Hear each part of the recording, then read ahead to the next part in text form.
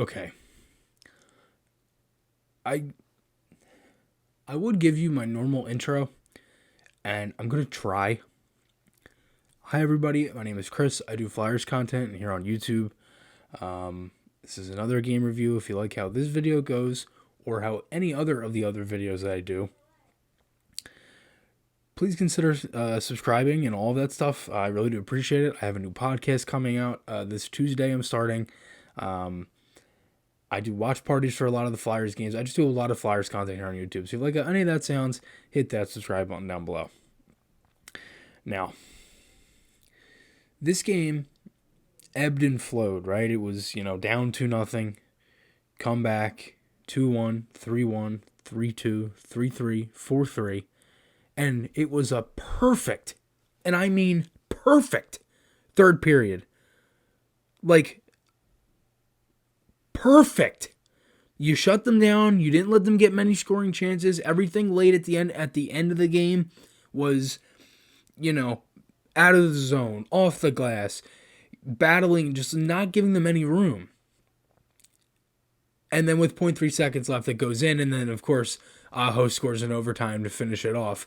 Like, you knew as soon as the game was tied, they were going to lose in overtime or a shootout. You just knew it was going to happen. It was too good to be true. The 2 goals in the third and the comeback and how good they played in the third period. You have to finish out that game. I'm not the person. Again, I've said it all year. I don't care about purposely losing games. I'm not like that. It's not in my brain to think, oh yeah, the Flyers should lose tonight. I'm just not like that. You have to finish out that game. You have to. That is something that now is going to be a mental memory for the rest of the season if they're up in the third period. Oh, and by the way, they're now 35-2 when trailing by 2 goals or more, which shows A, that they've gone down by 2 goals or more a lot, or B, they don't even have the offense to actually keep up at that pace to stay into any of these games. And you should have won that one today, which would have made you 135-1 or whatever the hell it is. So, I digress. Let's actually get into the lines and all of that other stuff before I continue to sit here and scream at you instead of talking in a normal podcast video type voice.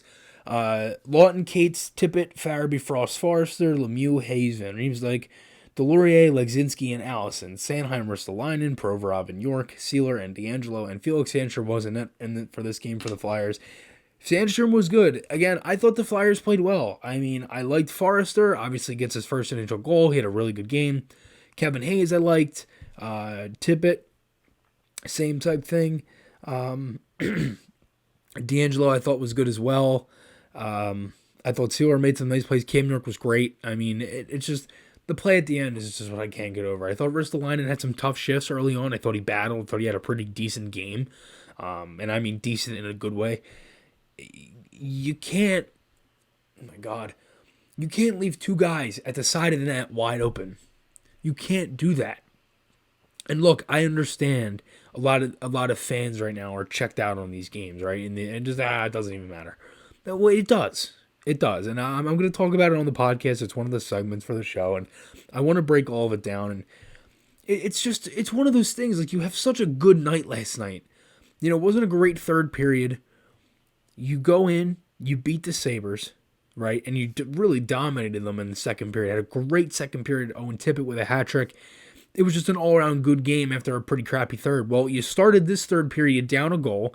You got a power play goal, had a little bit of power play time to go over, and you handed it to Carolina, who you knew you could play with, because when I was in Carolina for the last game, last Thursday on the 9th, it was a 1-0 game. Sandstrom was really good in that one too, and all of that stuff. Like, again, you have to close out that game. I cannot stress that enough, because in a couple of years, at some point, and you're looking at this and the Flyers are, desperate for points or begging for points, that's a lost point right there. That's a blown point. And that's the type of stuff that you need. And in the first period, again, 2-0 for the Hurricanes. It was a really boring game. I mean, there were some chances for both teams.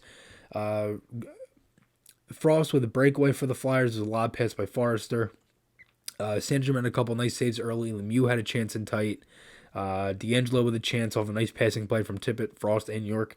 Aho scores. There's a breakdown. Provorov was like nowhere to be found. Really wasn't much Sandstrom could do.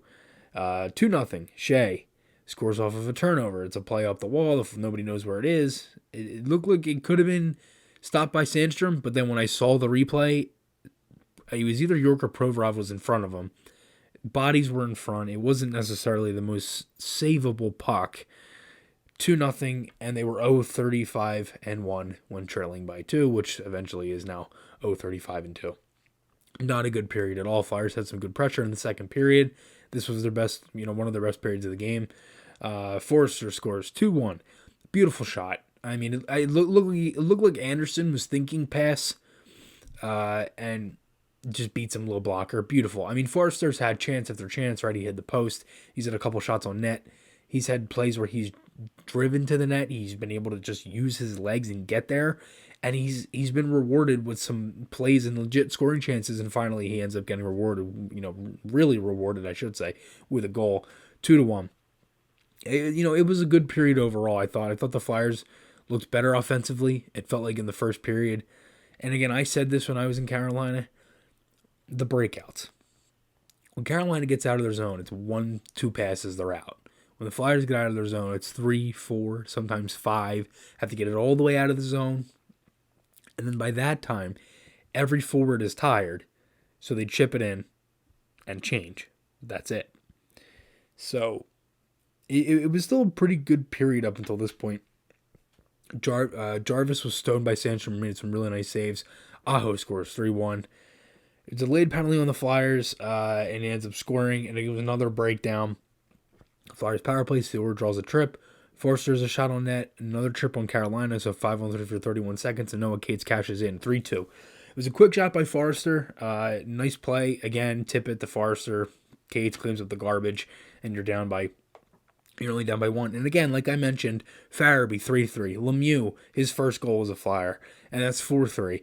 Perfect third period, right? You forechecked, you made plays offensively, you made plays off of your forecheck, right? And Farabee with 2 goals in 2 games, Lemieux with his first, Forster with his first. Felix Sandstrom looked good. The Flyers were playing a perfect third period. This was going to be a really good weekend for this team, right? You dominate Buffalo last night. You could have actually beaten the Carolina Hurricanes 4-3, who you've struggled with for a good chunk of the season, but you've been right there in some of those games, like right there, to actually close them out. I just did the whatever this is. I don't even remember what that is. I guess keeping a promise, whatever that is. I meant to do this. Anyway, 4-3, and that's it. It was like you get 2 power plays. That could have been swung the other way, right? You could have closed it out that way. Again, Hurricanes with the empty net. They had the play, and Gostisbehere on that shot. It was an unbelievable save by Sandstrom. Goes over from right to left, great save, scramble in front, Provorov throws it in front. Slam dunk by Marty Necas, and the overtime was the overtime. Aho undresses D'Angelo, and he scores top shelf for the hat trick for him. And Carolina wins it 5-4 in overtime. It's you have to close out that game. You have to. You have to. So yeah, I mean that's where it is. I mean that's where I'm at. It would have been a pretty good weekend if you closed out that game. Now it's just an okay weekend because you won last night. And it's frustrating because I'm not the person that's going to be like, oh yeah, I think the Flyers should lose tonight. Like, no, that's not me. That's not how I do this. That's not how I think. And I'm not at that, it's not in my mind, my DNA, I guess is the word for it. It's just, that's not me. I cannot root for the team that I grew up watching to purposely lose games, which is just the dumbest thing to me. So, again, I get it. It's better right now if the Flyers lose, and certainly I'm not going to complain about it.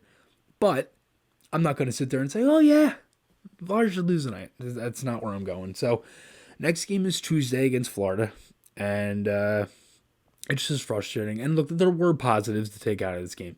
Like I mentioned, Forrester, right? Farabee with 2 goals in 2 games. You have Lemieux gets a goal, who I actually think has played pretty well since, coming over here from the trade at the deadline. I think, York's had a good game. York had a good game. I liked his weekend. I thought he had a real good weekend. Obviously the play at the end is just such a sour taste in my mouth at the moment, but it is what it is. So let me know your guys' thoughts below. Remember to hit the subscribe button down below for all that stuff. And remember, the first episode, or first really show, now I'm not really doing episodes, but show of the Chris Maher show is going to be March 21st, Tuesday night at 6 o'clock. Going to be previewing a bunch of stuff. Bill Meltzer's going to join me for 20 minutes, going to preview the Flyers-Panthers game, all that stuff. So make sure you tune in. Again, the call line will be open for the show, 267-939-1216. And yeah, thanks everybody so much for all the support, and I will talk to you all again soon.